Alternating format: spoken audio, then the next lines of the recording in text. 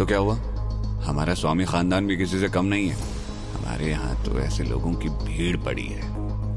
नंदिनी अभी खुद से ही बातें करने में मशगूल थी कि तभी अचानक बरगद के पेड़ से उसकी एक पत्ती उड़ती हुई शिवा की हथेली पर आकर ठहर गई, जिसे देखकर नंदिनी ने एक बार फिर शिवा का मजाक बनाते हुए कहा, मुझे तो लगा था तुम फल तोड़ने आए हो, लेकिन तुम तो करतब दिखाने लगे। ऐसा खेल तो हमारे यहाँ के नौकर भी कर लेते हैं।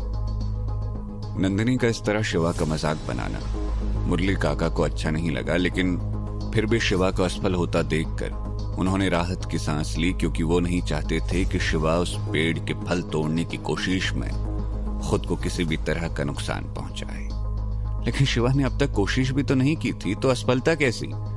इसीलिए नंदिनी को हंसता देखकर उसने कहा, अच्छा ऐसी बात है तो ये लो।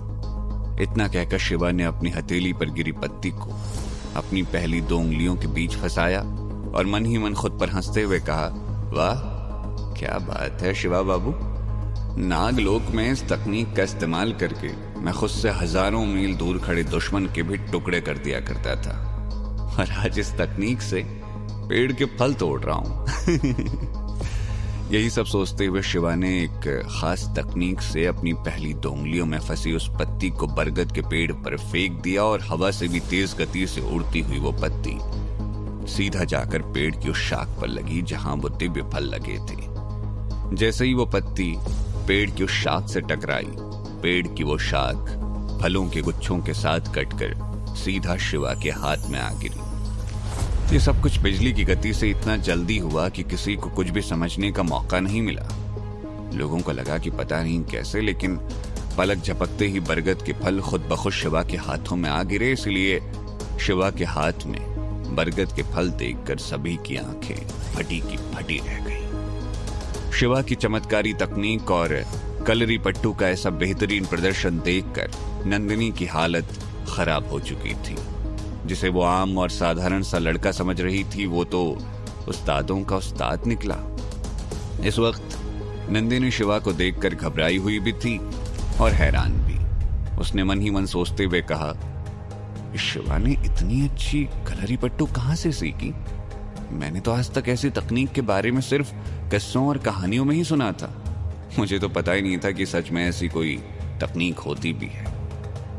अपने ही ख्यालों में खोई नंदिनी शिवा से बात करने के लिए अपने शब्दकोश में शब्द ढूंढ रही थी, लेकिन उससे कुछ भी कहते नहीं बन रहा था। तभी अचानक मुरली काका ने आगे बढ़कर शिवा से कहा, छोटे मालिक, क्या हम 2 मिनट बात कर सकते हैं?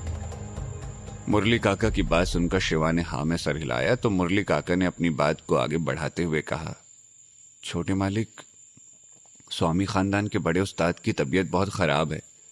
एक पुराने वैद्य ने उन्हें इस दिव्य फल के बारे में बताया था। इसे खाकर उनकी तबीयत ठीक हो जाएगी। मैं स्वामी खानदान की तरफ से यहाँ इसी फल की तलाश में आया था। अगर आप ये फल मुझे दे देंगे तो बदले में मैं आपको स्वामी खानदान से इनाम के 1 करोड़ रुपए दिलवा दूंगा। मुरली काका की बात सुनकर शिवा सोच में पड़ गया। उसके सामने अजीब दो राह था। एक तरफ 1 करोड़ रुपए का इनाम था, जिससे वो अपने परिवार की जिंदगी हमेशा हमेशा के लिए बदल सकता था, तो दूसरी तरफ दिव्य नाग के खून से सने हुए शक्तिशाली फल थे, जिन्हें वो यूं ही किसी के भी हाथ में नहीं सौंप सकता था। जब शिवा अपनी चमत्कारी तकनीक और बेहतरीन कलरी पट्टू कला का प्रदर्शन करते हुए केवल 1 पत्ती से बरगद के पेड़ की सबसे ऊंची डाल पर लगे फल को तोड़ लेता है, तो मुरली काका आगे बढ़कर शिवा को उस फल के बदले स्वामी खानदान से इनाम के रूप में 1 करोड़ रुपए दिलवाने की बात कहते हैं। तो मुरली काका की बात सुनकर शिवा सोच में पड़ जाता है। हालांकि 1 करोड़ रुपए बहुत बड़ी धनराशि होती है। उससे शिवा अपने परिवार की जिंदगी हमेशा हमेशा के लिए बदल सकता था, लेकिन वो दिव्य फल तो अनमोल थे। वैसे भी उस पेड़ पर केवल 11 ही फल ऐसे थे जिन पर उस दिव्य पंचमुखी नाग का खून गिरा था, और उन्हें शिवा यूं ही किसी को नहीं सौंप सकता था। यही सब सोचते हुए शिवा ने नाव में सर हिलाते हुए मुरली काका की ओर देखा, लेकिन जैसे ही शिवा की नजर उनकी ठोड़ी पर बने उस पुराने घाव के निशान पर पड़ी जो उन्हें शिवा के पिता की जान बचाते वक्त मिला था, तो शिवा को अपने पिता के कहे शब्द याद आ गए। मुरली की ठोड़ी का ये निशान किसी चोट का नहीं बल्कि हमारी दोस्ती की गहराई का प्रतीक है। अपने पिता के शब्दों को याद करते ही शिवा का दिल पसीज जाता है और वो मुरली काका को दिव्य फल देने के लिए राजी हो गया। लेकिन शिवा उस दिव्य फल के फायदे और नुकसान दोनों जानता था, इसलिए उसने मुरली काका को समझाते हुए कहा, काका, पैसों की बात नहीं है। आप शायद नहीं जानते, लेकिन इस फल में कुछ ऐसी दिव्य शक्तियां हैं जिन्हें इस पूरी धरती पर मेरे अलावा कोई और धारण नहीं कर सकता। आपने तो देखा था ना कैसे इस फल के पास जाते ही स्वामी खानदान के गार्ड्स को बिजली का झटका लगने लगा था। अगर किसी इंसान ने ये फल खा लिया तो वो उसी वक्त मर जाएगा।